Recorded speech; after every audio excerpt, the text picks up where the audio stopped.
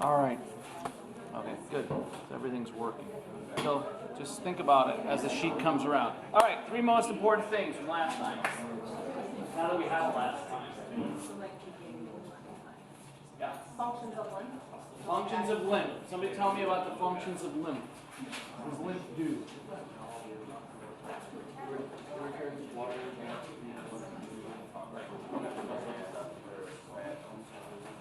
Metabolism. Why is it important that you return water back to the cardiovascular system?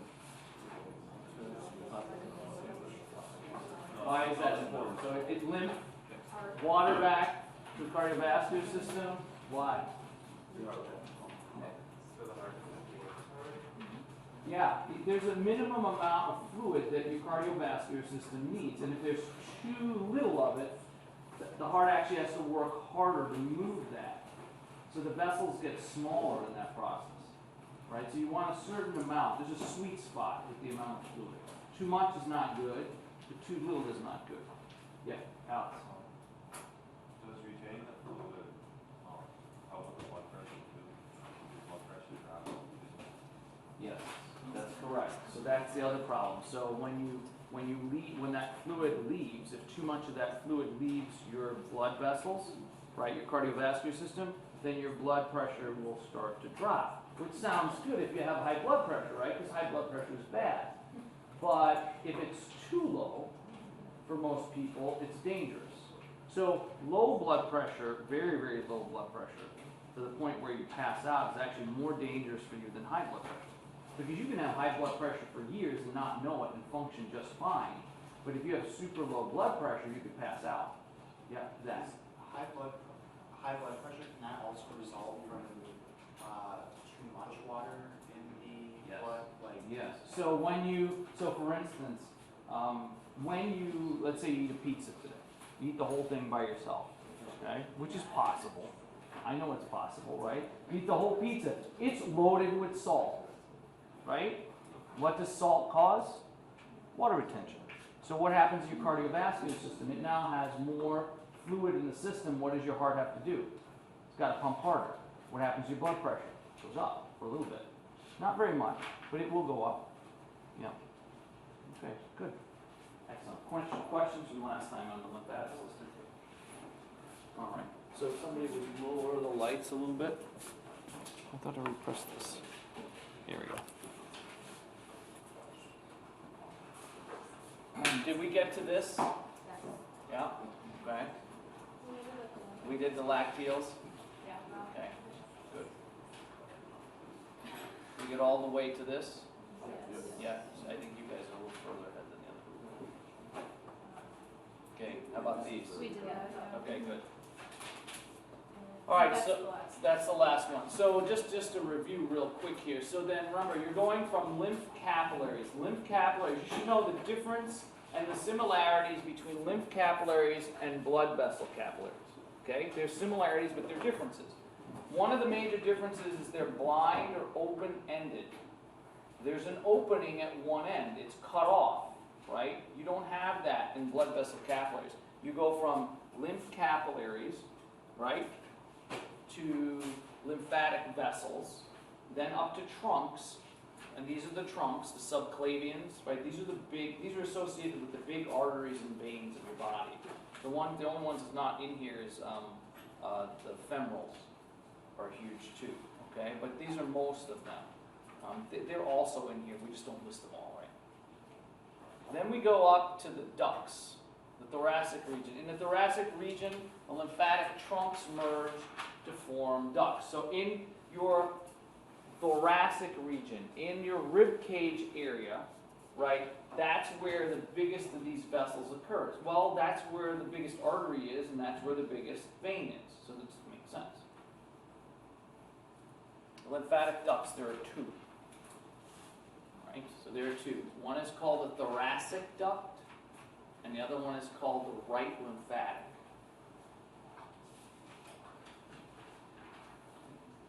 So these are the two big ones. Thoracic duct, and then the lymphatic duct, right lymphatic. The thoracic duct is the largest of all the lymphatic vessels.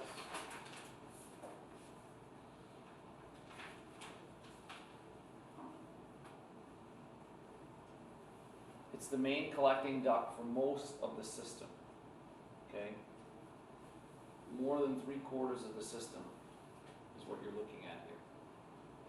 The other one does the other 20 to 25%. So where does it receive lymph from? It receives it from the left side of the head, okay, the neck and the chest, the left upper extremities, and then the entire body below the ribs. So I'm going to show you a picture of this, of what it looks like, but essentially it's more than 75% is what you're talking about, right? Most of your lymph is coming back to this trunk. Typically it empties lymph into the venous blood at the junction of the left internal jugular and the left subclavian. So you have the carotids and the jugulars. The carotids are two larger, I mean not really that large, but large enough, and they take blood up to your brain. There's two sets of them. There are what are called the internal carotids and then the externals, so they branch. The jugulars do the same thing. There's an internal and then there's an external, and they drain your head. Okay? And then the subclavian at the left side here, the left subclavian is basically bringing everything back from here. So that's where it dumps into. So if you take a look at this, right, you have the lymph system here. This is a female, obviously. You'd have the femoral veins down here. Here you've got the spleen. The spleen actually stores red and white blood cells. You've got the intestines, right? So you can see in your groin area here, there's lots of these lymph nodes. Again, you get sore. There's lots of lymph nodes in this area here. So you get sore, and there's lots of them in this area. So all of this area here has lymph nodes. Now this is, obviously it's not accurate, but there are more vessels than we could possibly put in a picture. But you get the general idea. Here is the left subclavian, okay? The subclavian vein. Here's the thoracic duct. And it, compared to the artery and the vein, it looks small, but it's big for a lymphatic vessel. Okay? Here's cervical lymph nodes. The right lymphatic duct is on this side. Okay? So here's the thoracic duct is on this side. So most of this area, the only thing that gets done by the right lymphatic is essentially here. Okay? In this area. This is what's called the mammary plexus. So the mammary glands have a lot of lymphatic drainage. That makes sense, right? It's got a lot of stuff going on in there. So this is a blow up of that same area. So you don't have to know all of these, but you got to know some of them. Okay. So if you take a look here, this is the vena cava. Okay. And then you've got on the right side here, you've got the brachiocephalic. You only have one brachiocephalic. There aren't two. That's because because of because of your anatomy, you have both a vein and an artery that's called a brachiocephalic, and it branches essentially into the subclavians and the carotids. Brachio meaning arm, cephalic meaning the brain, and it splits. On the left side, you don't have a brachiocephalic. Okay, you only have one. So that's an important thing, even though it's not part of the lymph system. So here you've got the thoracic duct, right? It comes where the internal jugular and the subclavian meet. So it comes right into here. That's where that big one comes in. And then it dumps it back into the vena cava and then right back into the heart. All right. So remember, this is a really low and slow system. So is it dumping massive amounts of fluid back into the system at once? No, it doesn't. Right? Your venous return, your venous system dumps much more blood back into your heart all the time. But your lymphatic system, because it's a low and slow system, it's constantly trickling lymph fluid back into the veins, which actually get back into the heart. Low and slow. Yes? So if the lymphatic system is also involved with the absorption of fats, Yes. do the fats go through the heart too? Or? Yeah. Okay. Mm-hmm. Yeah, they do. And eventually what happens is they get packaged. So some of these, they end up in the liver. Okay, the liver, the fats have to get packaged in these casings of protein, right? So when you bring in a fat, remember, it'll clump together in water because fat is hydrophobic, right? It'll form a clot. You have a heart attack or a stroke. That would be really bad. So what happens is they get sent to the liver, and the liver puts this protein coating around them. That's what an LDL is. That's what an HDL is. That's what a VLDL. These are molecules that inside of them carry the fat. But on the outside, they're actually protein. And the protein won't clump up in water. So yes, it's low and slow. But eventually, it all gets back to the heart. But again, it's trickling in a little bit at a time. A little bit of fat, not a problem. A lot of fat, problem. So that's why the system is so slow. Okay? So what do you need to know in here? Well, you need to know that the thoracic duct, right, where it comes into, the internal jugular and the subclavian. You also need to know this vein here. This is called the hemizygous vein, right? That's associated with lymph tissue. And the azygous vein is on this side. It's a bigger one. There's only one of each. The cisternae chyli is a sort of a big area where you have lots and lots of nodes. Okay, it's really where all of the lymph coming from the lower half of the body sort of comes together, and then it meets up and goes here. So that's what this. It looks like a ganglion, but it's not. All right. The rest of it, don't worry about it. There's a lot of information on there you don't need to know. I have a question. Yes. The brachiocephalic vein, you're labeled on both the left and the right, but you said it's just on the right? Because it points to both. You only have one artery. Yeah. Did I say veins? Only one artery. Okay. Yeah. The artery. The veins there too. There's only one artery. Yeah. That's sorry. Thank you for correcting me. Yeah, that's true. All right, so this you can get a picture of, right? So the thoracic duct, everything in beige here is taken care of by the thoracic duct, and then here, everything in this light green is essentially taken care of by the light lymphatic. So you should have a good idea. I won't ask you, to take a look at a picture and tell me what's draining it, but whatever's on the slide, you should have a general idea of what areas drain what. Okay. So these ducts, right? These ducts begin as a dilation called the cisternae chyli, which is located in the abdomen, and that's where sort of everything is coming together from the lower half and the top half, and then it's flowing up. That's what that bulge was that I showed you. So that's where they begin.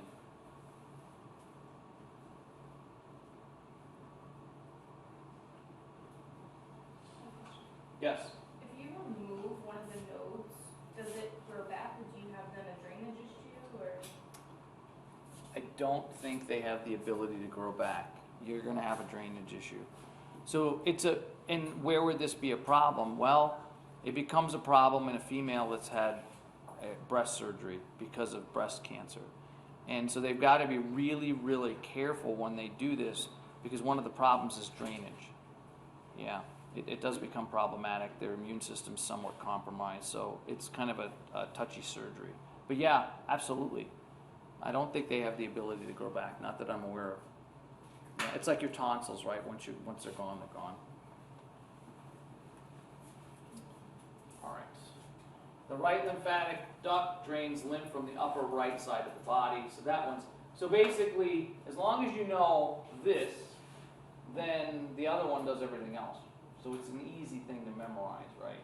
Right lymphatic duct does right upper side of the body, head, arm, right shoulder, chest. The other one does everything else. So if I did ask you the other one, which is the harder one to remember, you'd be like, well, it's not this, so it's on the left side, it must be the trunk. The other one, excuse me, the other duct. Typically, now you need to know where it empties. Typically, it empties lymph into the venous blood at the junction of the right internal jugular vein and the right subclavian. The other two, right, are on the left side, exact same vessels. And then from there you go into the vena cava.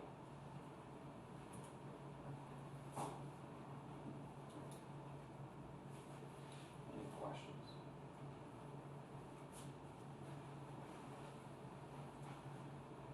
So again, it's pretty straightforward. Memorize this, everything else is here. So this is actually a better picture of that cisternae chyli. See how big it is? And all these vessels are coming into it. A better idea. Right around the abdominal aorta, where the abdominal aorta splits here into the femorals. Lymph transport. So this we've sort of already talked about, right? It's a process called milking. You do something very similar to the veins, right? Where every time you move, the skeletal muscle contracts and compresses both veins and lymphatic vessels. It pushes stuff back towards the heart, and then when you relax, both the veins and the lymphatic vessels have valves, so the fluid and the blood doesn't move backwards. So there's a similarity there. Arteries, you don't do this, right? Because just contracting your muscle isn't enough to compress an artery, right? You know this because you've had your blood pressure taken, right? You have to apply a lot of pressure, external pressure, to your arm in this case, bicep, tricep area, in order to compress them so that you can stop the blood flow.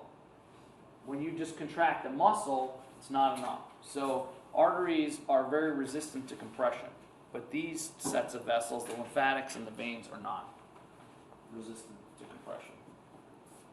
Respiratory movements. Every time you breathe in, you lower the pressure in your chest, right? It becomes easier to move things through your chest. Every time you exhale, you increase the pressure in your chest. It becomes harder to move stuff, right? So it's a milking. Breathe in, pressure gets lower, stuff moves real easily in this chest because the pressure's low. Breathe out, pressure gets really high. It's more difficult. You compress things. So just the fact that you're breathing is important. Now, this leads us to something that's been related to the whole sitting thing, right? Another major problem that sitting causes is it causes you to breathe very shallowly. So this is sort of a mix of Martino moment and lymphatic, right? When you're sitting a lot, and when you're stressed a lot, right, you become a shallow breather. What does that mean? If you take a look at the way you breathe, if you take a look at your abdominal area, you'll notice that most people, when they breathe, don't take in a belly breath. Now, what's that look like? right? From the bottom. The bottom fills first and then up, right? That's the way you're supposed to breathe, low and slow. Well, most people, what they do is they breathe very, very shallowly. Well, what ends up happening is that this affects lymph flow too. And it's the cause of a lot of back problems, believe it or not. Because what ends up happening with the diaphragm muscle and then the rest of the core muscles is they get confused. So now the diaphragm muscle, which is a respiratory related muscle, okay, that when you brace your core is a super strong muscle, it doesn't know the difference anymore. And so it starts to brace when you're supposed to be relaxed.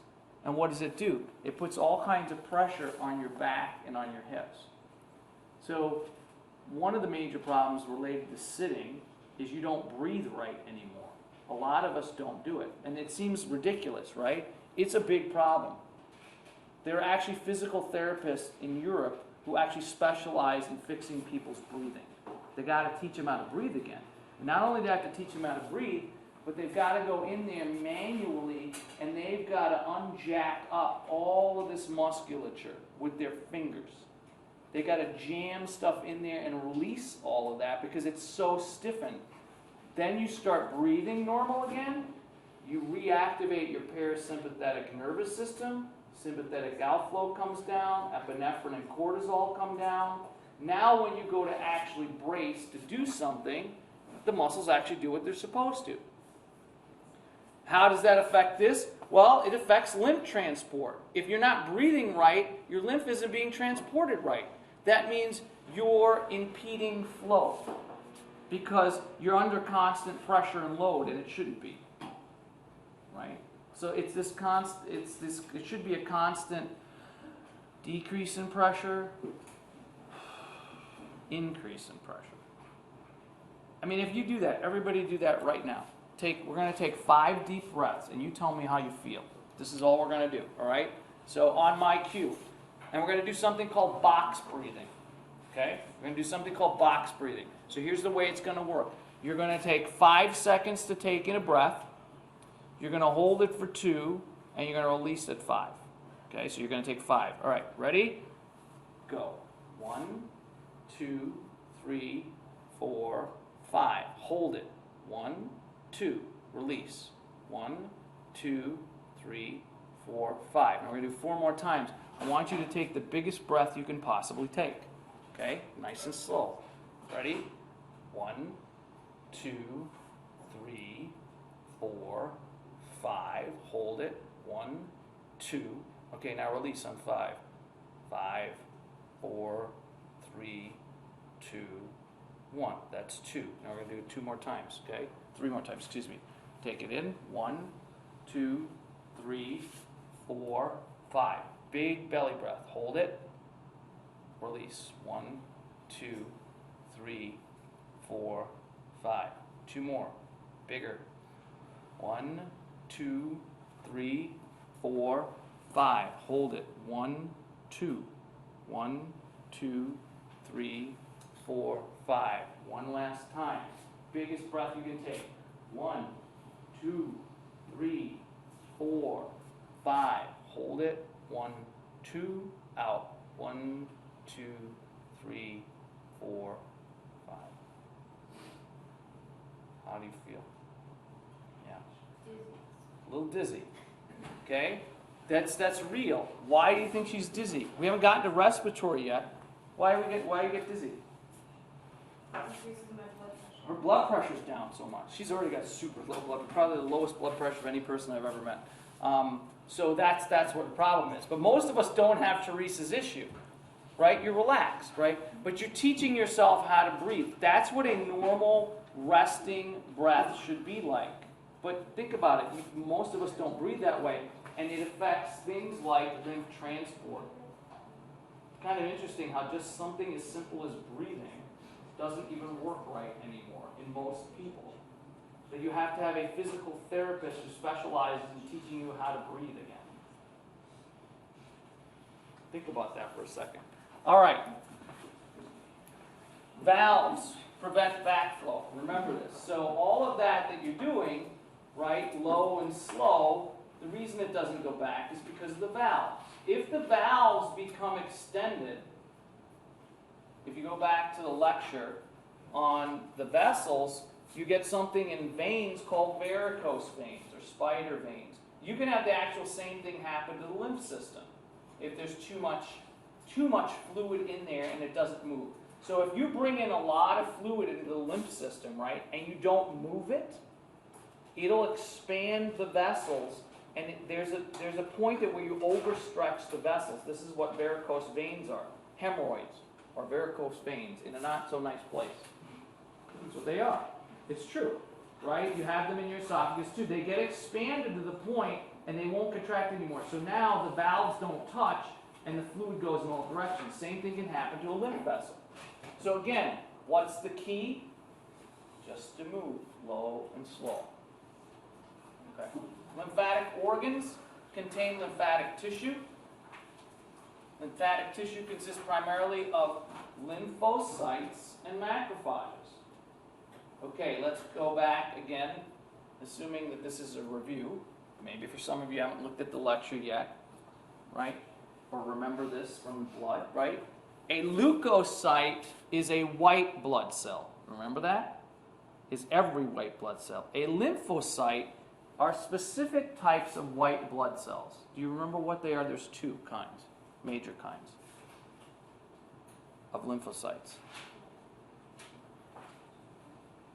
They're B cells and T cells. The B cells make the antibodies, the T cells respond to the antibodies. Okay, so those are lymphocytes. They're everywhere. And then macrophages, and there's all kinds of macrophages, right? There in the blood you have neutrophils, which act like a macrophage. Monocytes can also act as a macrophage. But then you have what are called resident immune cells.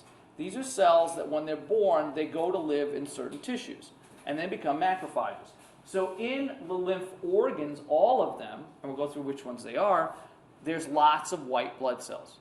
Again, once something gets into the lymph system, if it's dangerous to you, to your survival, your immune system wants to deal with that in the lymphatic system if it can before it gets out. Because once it gets out, it means it's survived the onslaught. And if it survived the onslaught, it's kind of like getting cancer the second time. It's not good. The first time you beat it, the second time not so much. If it makes it through this system, you got a big problem because that bug is really hard to kill. Okay? So what is the function of a lymphocyte in general? So what are the functions of B and T cells? Basic. Kill bacteria, kill all kinds of things, right? So you're going to create proteins. Lymphocytes, right, B cells are what create the antibodies if you have allergies, right? Anybody here got allergies? Your beta cells have made antibodies to something that you're allergic to, that you shouldn't be allergic to, like peanuts, right? Your body thinks they're dangerous. Peanuts are dangerous. And so those B cells made antibodies to it. So every time you eat peanut butter or you eat peanuts, you get an immune reaction. We call that an allergy. It's a non-normal immune reaction. And then the T cells are the ones that actually do hand-to-hand combat. I think of the B and the T cells as a team, right? The B cells tag the nasty buggers, and they say, here's what it looks like. It's kind of like if anybody knows how they train dogs in the police department, right? They train them so that if they give them a piece of clothing or something that that person had that they're trying to track down and the dog smells it, what can the dog do? The dog can find that person. Well, that's sort of how the B and the T cells work. And the T cells then go out and find that. They're the dog, but they're the dog with big teeth. Okay? So what is a macrophage? And the macrophage will just gobble stuff up. The T cell will hurt whatever it is with all kinds of nasty chemicals, but then the macrophage is going to come in after they've been damaged and sort of gobble everything up. So they all work together. When it works really, really well. When it doesn't, well, not so much. Okay, the major lymphatic organs are the tonsils. So if you've ever had your tonsils removed, I did when I was 12 years old, you've lost one of the lymph tissues. You're never getting it back. you've lost part of your immune system. In your throat, there are 3 sets of tonsils. The adenoids are one of them. And when they remove tonsils, they usually remove all 3 sets. Not just one. If they're going to, usually if there's a problem, there's a big problem. Now they don't remove them as quickly as they used to because they didn't know how important they were. They're just tonsils. Well, now you have to have a certain number of infections, and the severity of infection has to be so serious that it's more dangerous to have them than to lose them. Back when I was a kid, not so much. They got infected a couple of times, they just pulled them. Day surgery, you got to eat a lot of ice cream. Right? Now it's a bigger deal because it's part of the system. There are lymph nodes, right? And there are nodes everywhere. You've seen where the major areas of the nodes are. The spleen. The spleen is an organ that stores blood, red and white blood cells. You probably heard about this. It happens to athletes. At least once a year I hear about some high school kid or some sports star having a ruptured spleen. Why is it dangerous? Because it's an organ that contains a lot of blood that can clot. It also is an organ that contains a lot of white blood cells that are sort of antsy to kill something. Right? They're looking to go after something. You can't just release them. It becomes problematic. So usually when the spleen is damaged, they remove it because it's too dangerous to keep it in there. What do you lose? You lose a blood reserve. That's its capacity, right? So you have extra blood when you need it. If you don't have the spleen, you don't have the extra blood. And then you have the thymus gland. The thymus gland is really important, and it will shrink throughout your life to the point where it no longer exists by the time you're about 70 or 80 years old. The T cells are actually named after the thymus gland because the T cells, right, which are the lymphocytes, have to go to the thymus gland to become fully mature. Beta cells are mature and can transform. T cells have to go to this gland. It's one of the reasons why when you're older, your immune system's starting to go down the tubes because you lose the thymus gland eventually, and it's much harder to now make new naive T cells. Except there's one way around it. Exercise. We don't know why, but when you exercise, it seems to be the cure for everything. You can make more naive T cells. The naive ones are the ones that haven't seen anything before. When you're a small child, they're all naive.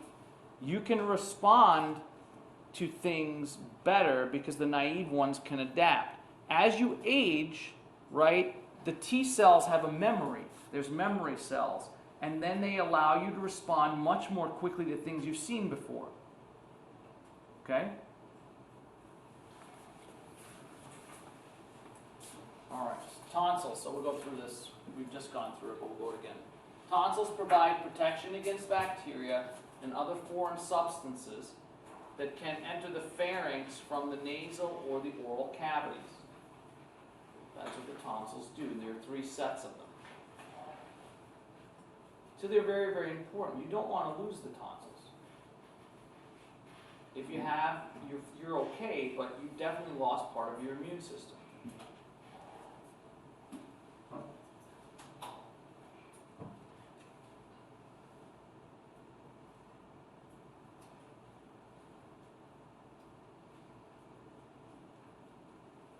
These are the 3. The pharyngeal are called the adenoids. That's the nickname. The palatine and the lingual. The pharynx, and I'll show you where they're. Yeah, Nicole. I have a question. I know, like, you hear about those surgeries where they remove tonsils to help, like, with snoring and stuff. Is that becoming less common now? It doesn't work. Yeah, I mean they've done all kinds of nasty things to people to prevent snoring. No, it's true. It's true. They used to take a laser. Listen to this one. To treat sleep apnea, which is a worse form of snoring, right? Just because you snore doesn't mean you have sleep apnea. This pharyngeal area in people that have sleep apnea and snore, it vibrates. It's loosey-goosey. The muscles that you guys have learned about that are the dilators in this area, they don't stay dilated. So when you start to become sleepy, they start to sort of constrict, which is the opposite of what you want to do, and they become sort of flexible. And so when you move air through them, you get, right? Now, the worst part of it is sleep apnea is where the entire windpipe, not the windpipe, but the pharyngeal area just collapses. So here's what they used to do. They tried these experimental surgeries where they would go in and they would burn out the back of your throat with a laser. Here was the thing. It was fantastic. It cured sleep apnea. They thought they had the cure. You just burn the back of the throat out. Okay, and then they waited. Now, then they started to sort of look at the people that they had done this on. Mostly males, mostly very large, obese males. Okay, well, whatever. They just happen to be the ones that came in. We're going to burn the throat out. Just laser it, right? And it cured them. Like the sleep apnea almost went away. But they also realized as a side note to this whole thing that they lost 40, 50, 60, 70, 80, 90, 100 pounds. Well, why did they lose weight? Well, if somebody hacked out the back of your throat, you probably wouldn't eat very much. So they stopped eating, they lost weight, the sleep apnea got better. The back of the throat got better, they started eating, they gained weight, the sleep apnea came back. There's your cure. Yeah, so that's to answer your question. And I'm being serious. This is what they used to do. They tried it. They thought it worked great. So, yeah, they try not to remove them as much anymore. There are other surgeries that they do, yep. Is there just like a greater awareness now of the protection they provide? Yes, it's like everything else. There's a greater awareness of, why they're there. And they knew this was part of the lymphatic system, but they figured, we'll just take them out.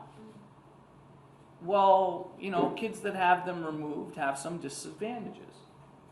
Makes sense? And so now they're like, okay, even a dentist, and the dentist is usually the first one, he or she, to sort of say something's going on here, especially if you go in every 6 months, right?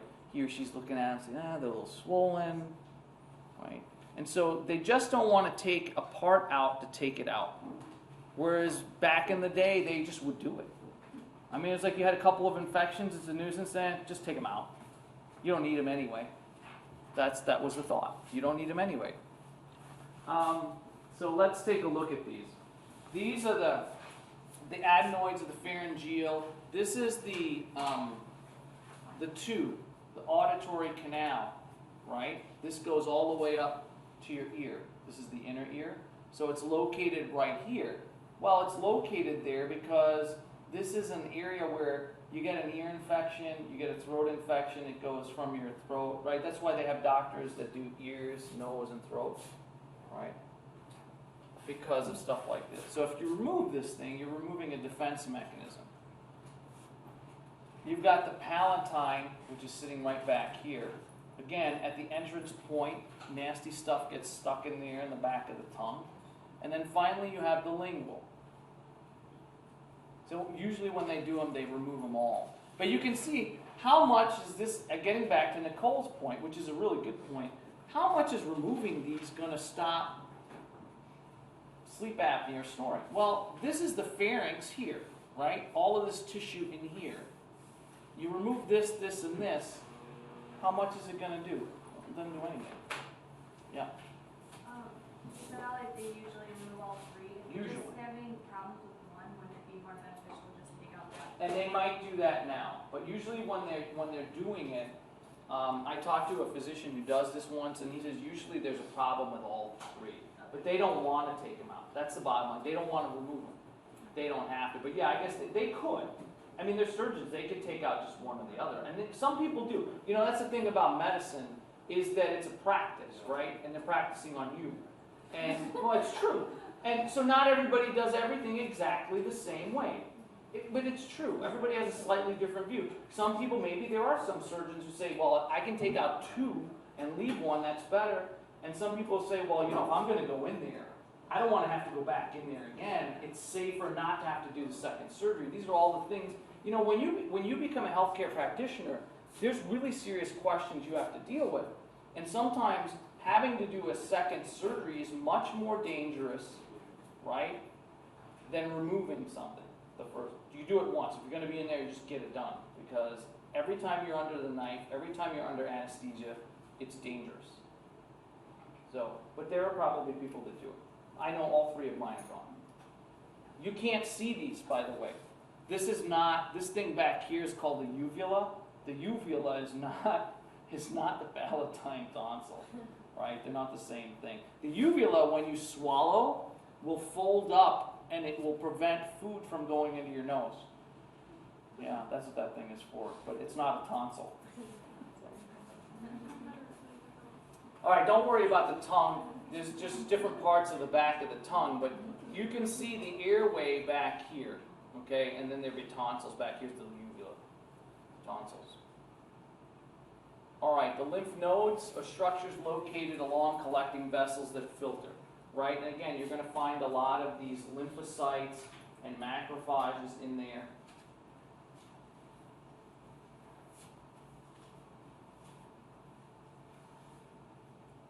And they also remove the damaged cells and microorganisms. So not everything that gets in there is dangerous for you.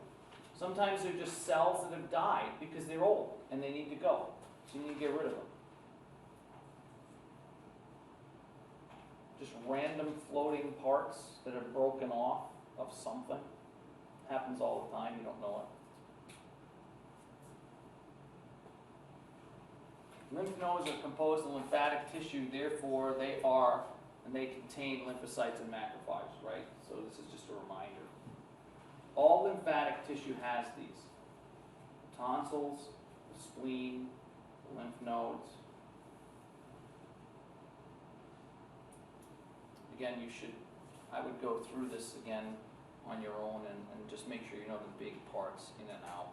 I won't have you identify one, but in case I might ask a question on, I don't know, cortex versus trabeculae. All right. So this has to do with cancer at this point, okay? So knowledge of the location of lymph nodes and the direction of lymph flow is important in diagnosis and prognosis of the spread of metastasis. Metastasis is cancer that moves through the blood, usually, through the lymph nodes, to go somewhere else. So you have to know, if you're removing these, where you're removing and where the flow is going, right? Again, cancer, oftentimes when they remove tissue, it's not just in breast cancer, by the way. All kinds of cancer have where you have to remove lymph nodes, right? You're putting that person at a disadvantage because the garbage that they need to get rid of, they keep more of it. And that's somewhat problematic, right? Every time you remove a part that you were born with that has a function, you are now at a slight disadvantage. That's just the way it is.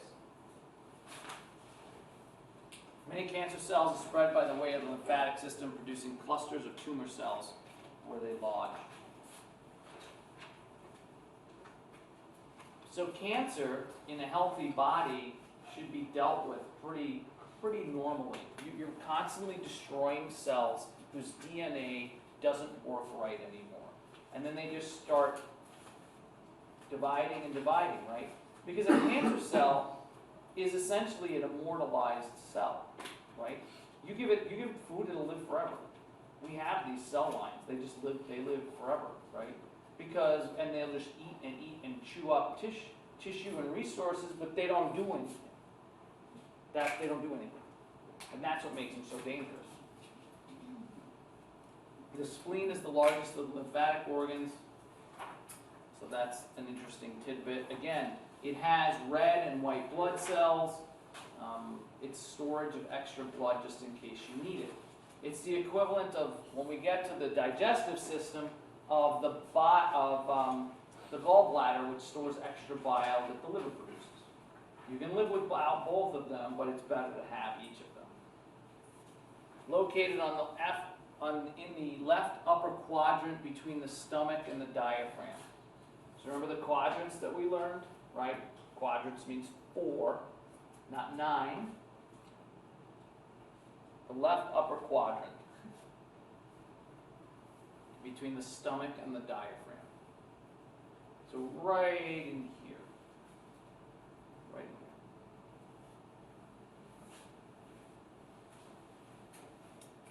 This we're going to get to, don't worry about this, when we get to digestion. Okay, so don't worry about this for now. Functions of the spleen. So it's involved in the immune responses, right? Because it has white blood cells, it has lymphocytes and macrophages. It filters blood and it will store blood.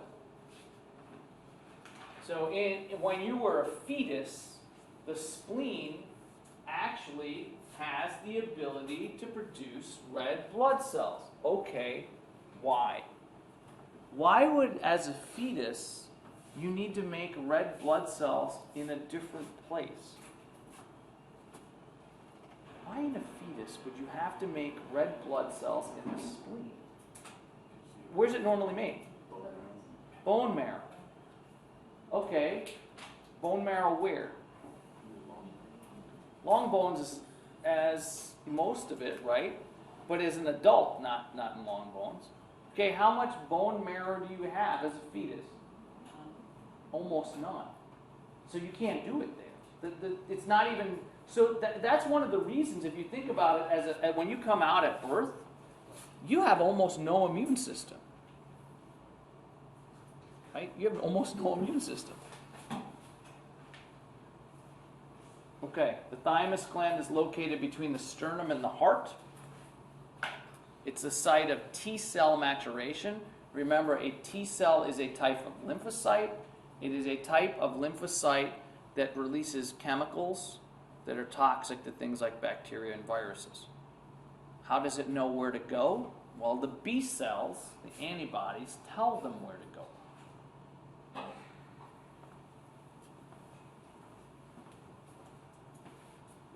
The thymus gland is replaced by adipose tissue throughout life. Again, one of the reasons why, as you get older, your immune system gets worse. Now, there is an upside. There are some upsides to getting older, believe it or not. There are a few, not a lot, but there are a few. And one of them is, specifically if you have severe allergies, they tend to get better as you age. So if you take someone who's really allergic to stuff, and maybe you couldn't eat stuff when you were a kid, maybe in your 20s or 30s, 40s, but all of a sudden maybe in your 50s, it doesn't bother you anymore. I'm actually starting to see that. There's a couple of things I'm actually allergic to. And over the last 15 years, my allergies to those substances have actually gotten better. That's because my thymus is starting to degrade. I don't make as many T cells, so my reaction to them isn't as bad. So I know I can eat those things. Yeah? Would somebody with celiac see that? Maybe. If it happens like earlier in life, does the thymus gland have anything to do with it? Like if you get rid of allergies like earlier on, or is that other factors? No, that's a different story. So some people can do this. So maybe like when you were really little, you were allergic to something, but in your 20s now you're not anymore. Somehow your immune, and we don't know how this works. We just have no idea. Somehow your immune system righted itself. But it's not because your thymus is gone. Your thymus works just fine, and there's plenty of it. But yeah, go I ahead. think it's common for like certain things like eggs. I know a lot Yeah. of people grow out of. They grow out of them. That's right. So some of them they grow out of. So, but yeah, that's a different. So somehow the immune system can figure out how to fix itself so that it's only allergic to nothing, which is what it should be allergic to, nothing. You shouldn't have any allergies, right? But this thing that I'm talking about is just part of the normal aging process. And so I've seen it with myself over the 15 years.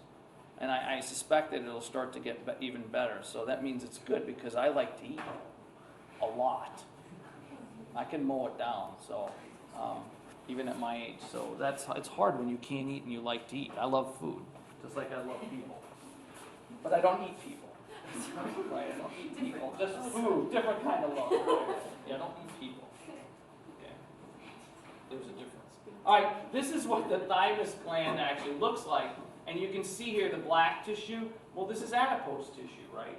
And it's made up of a lot of adipose tissue. And the black will eventually go away, and then it'll just be adipose tissue. Okay, drainage, don't worry about this. Don't worry about this. I want to get to the 2 clinical applications. Okay? So don't worry about those couple of slides back there. All right, so this is something called elephantiasis. Why does it called elephantiasis? You tell me. Because his leg actually looks like an elephant's. It's really, really large. Now, what's actually going on here? There's a parasitic worm called filariasis, okay? And it's a parasitic worm that gets into and wants to live in your lymphatic vessels and in the nose. And so what does it do? Okay, you've got these worms that will bore their way into the lymphatic system. So why does the guy's leg look like this? Yeah. It blocks the lymphatic drainage. Exactly. So this is a form of edema, right? But this is a parasitic form of edema. In other words, the edema is occurring not because the person's heart is working right, not because the person has diabetes, but because this microorganism, right, is blocking up the works. So how do you get rid of it? Well, you got to kill the organism. It's a parasite, right? It's a nematode. So it blocks drainage. So I put this nice sort of synopsis slide together for you so that you don't have to just take my words. You have it in front of you. So the nematode worm is called microfilaria or filaria. The result, it blocks lymph drainage. You cause something called edema, right? So edema can be caused by different things. It's an abnormal accumulation of fluid beneath the skin or in one or more of the cavities of the body, which we talked about before. Treatment. So this is diethyl carbamazine. DEC kills this worm. It's cheap, dirt cheap. Most of the things that kill parasites are dirt cheap, not very expensive. Okay? How else can you treat it? Well, in addition to that, you can use corticosteroids and antihistamines to deal with the allergic type reactions. The problem with this blockage, elephantiasis, is that the damage that's done to that guy's leg won't go away. That is so severe that he would have to have a plastic or reconstructive surgeon fix that. That's the sad part. I mean, it'll go away a little bit, right? But you can only stretch the skin so much, right? You can only stretch the skin so much. Morbidly obese people have the same exact problem. You've seen Biggest Loser. Have you ever seen that like body? I can't remember what the show was called. Some makeover show where over an entire year, really, really large people lose this weight. And usually by the time they've lost like half of their body weight, they have to go to a plastic surgeon because the extra skin just won't go away. This is the same thing that happens. So even after you get rid of the parasite, if it gets to this point, you now still have a problem. And this usually happens in underdeveloped countries. You don't see it here because in most parts of the United States, specifically where we're at here, the worms can't live very long. Same thing like hookworm. You're not going to get something called hookworm in most parts of the United States because it's too cold. Right? Okay, so that's one. So this is a parasite. All right, the next thing is called Proteus syndrome. Proteus syndrome is a genetic condition. Okay? It's a genetic condition. So one's a parasite, this is a genetic condition. Right? It's named after the Greek god who could change his shape. He was a shapeshifter. It is rare. And what does it happen? You have multiple lesions that are caused in the lymphatic vessels.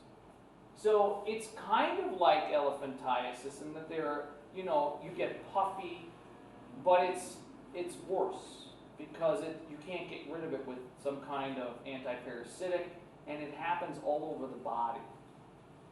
Elephantiasis tends to be, because what they end up doing is they end up burrowing through your skin in the feet, and a lot of these people in these underdeveloped countries go barefoot, and that's how the parasite gets in. The Proteus is not like that at all. So they cause multiple lesions, and these are called lymphohemangiomas. That's a mouthful. I won't ask anybody to write that sucker, right? I won't ask it. Overgrowth on one side of the body they call hemihypertrophy, Hypertrophy means something's getting bigger. All right? And an abnormally large head that's called macrocephaly. The Zika virus, if you have a baby after you've contracted the Zika virus, causes something called microcephaly, where the babies are born with really small brain capsules, right? This causes the opposite. The head gets really, really big. Okay? So it's a genetic disorder. Partial gigantism, so some of these people, their hands and their feet are really, really big. They get moles, which are called nevi. I'm going to show you the man. He was nicknamed the Elephant Man. There's a book, and they made a Broadway play out of it. Okay? He was a real person that lived, that had this condition. And his last name was Merrick. His skeleton is all jacked up. Okay, and they have parts of it. So what did Merrick look like? Joseph Carey Merrick was born in England. And he's got partial gigantism here. You can see that his hand on his right side almost looks like a claw on a giant crab. He's got macrocephaly. His head is super large.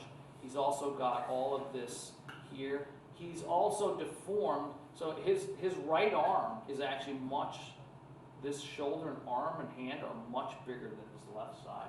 They're huge. Okay? And so they nicknamed him the Elephant Man, and they would bring him around, and he was kind of like a freak show, right? But he was a real person. It's an interesting story, but that's what he had. He had Proteus syndrome. So don't confuse the Elephant Man with elephantiasis. The Elephant Man did not have elephantiasis because elephantiasis is caused by a parasitic worm. The Elephant Man had Proteus syndrome. Proteus is one of the Greek gods who could shapeshift. Try to remember it that way. Yeah. Like in this case, does the size difference of like the arms depend on like the location of where like the lesions are? Yeah, that's exactly right. So wherever the lesions are, that's where the larger parts are going to be. So that's where you get this hypertrophy. And it usually happens in the head. I mean, I don't know how many cases of this there have ever been, but it's very, very rare. But it's real. Okay? So yeah, this is how this guy had to live, unfortunately. Okay, don't worry about this. I think that's it. So we're done with lymphatics. If somebody would turn on the lights. And we are on schedule. All right, 3 most important things. Move. Yeah, that seems to be the cure to everything, really. The poly pill, they call it. Just move. Okay, but beyond movement, that's just a life lesson, yes. The 2 major lymphatic ducts. The 2 major lymphatic ducts. Remember, if you know the right lymphatic duct and what it does, and it drains, then everything else has to be the thoracic. And remember, the thoracic is the larger of the 2. Important points. Something else. Yep, Tim. 4 major lymphatic organs. The 4 major lymphatic organs, and if they are lymphatic organs, they must contain lymphocytes and macrophages. One more thing. Yeah, Alex. Yeah, just know what the tissue is. Okay? So we start, I think, next we do, I have some extra credits for people. The next section will be, and some exams for people that weren't here. The next section is respiratory. That'll be the last section for this exam. So wherever we get to on Monday, that'll be the last material for the 3rd exam, and then everything else will be on the final. All right, so if you didn't get back your exams, I have them. If you extra credits, I have them. Let's try to hand out some of this here. Got one here. Everybody that's been helping with the study, thank you. Appreciate it.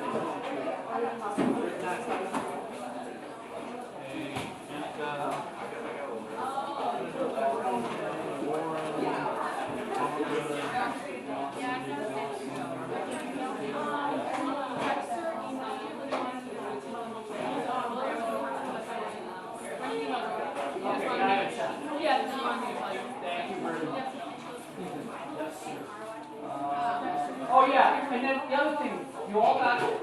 up whatever you got on your exam, add 4 to that. There were 2 bad questions. So I just gave out an extra 4. I was being generous. Merry Christmas.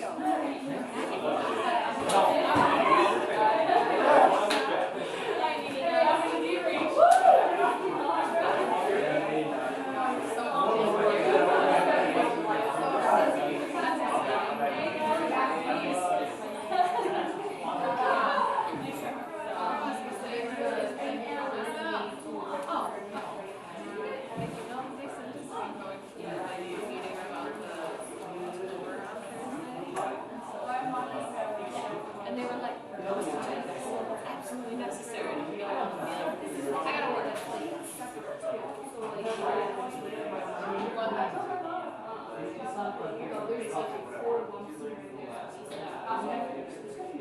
what are they about? So like, can I just like ask you about everything?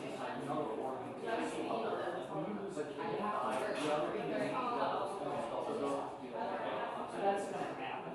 But I mean, then I think the key is to stay active, like healthy and small and then the body will compensate now. Better to have it now. If this were happening and you were 7 or 8, then I would say you might have some swelling because your body just can't find a way around it anymore. It's not so you might see some things for a couple weeks, couple of months, but I don't think 3. And just because they just right, you'll just flow the system. And then maybe let's say you became 7 in a couple of years, you became someone your age. Then you might have a problem. Then you might all of a sudden Just gauging how why is that? Why is that? That's why. Yeah. So as long as you stay where you're at, hopefully.